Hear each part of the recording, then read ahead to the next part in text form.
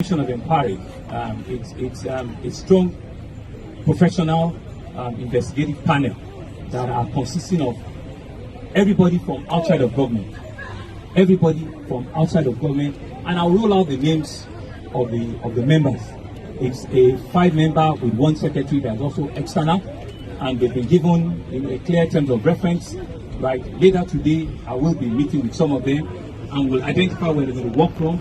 And we're going to give them a 30-day assignment for them to wrap up and tell us, indeed, professionally, what had gone wrong here and who are the culprits and what do we need to do.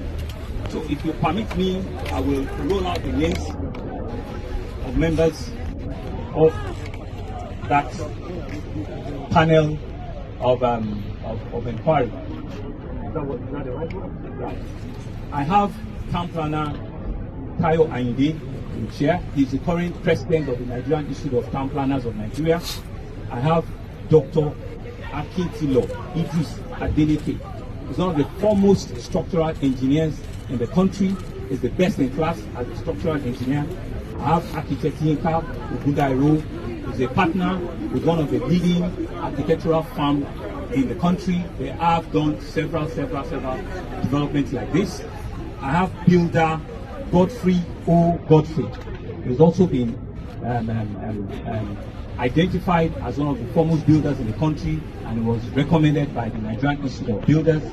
And I have Mrs. Bunmi Ibrahim.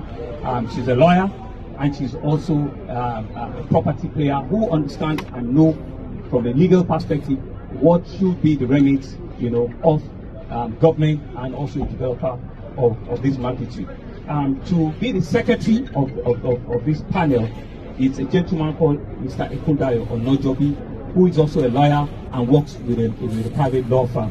I decided not to mention their individual companies, so that we can preserve the identity of their companies, but they have all been highly recommended to us as people of impeccable integrity and professionals in their own right. And you can see the mix of the profession there. There's a town planner, there's a structural engineer, there's an architect, there's a builder, and there are 2 lawyers. One is the secretary, and one sits as member of the panel. I'll be signing an executive order and another 1 hour to give legal backing to their composition so that they can start work immediately and turn out a report not later than 30 days. So that's for that. The other thing that we have, that we've also set up here, is we've set up, a very strong, empathy-driven medical base. Unfortunately, what we've seen in the last 48 hours is that we do not have the manifest of everybody that was on site, which is what's called now, which is against the law. On a daily basis, we are meant to have a manifest of everybody that's working in the construction, so there is no manifest, right?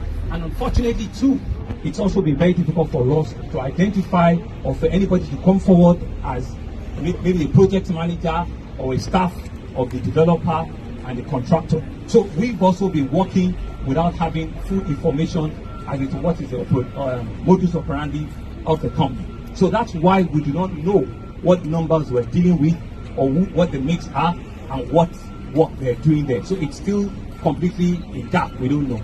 But what we do know, as we speak now, is that we've been able to rescue 9 individuals. Right, 6 of them are still in the hospital at the Gerrard Hospital in Lagos. So we have all their names, their telephone number, their pictures. We have everything, and 3 that have been discharged for minor injuries. Right, and so that's what we have today. But unfortunately, we have 21 confirmed mortality, meaning that people that have been taken out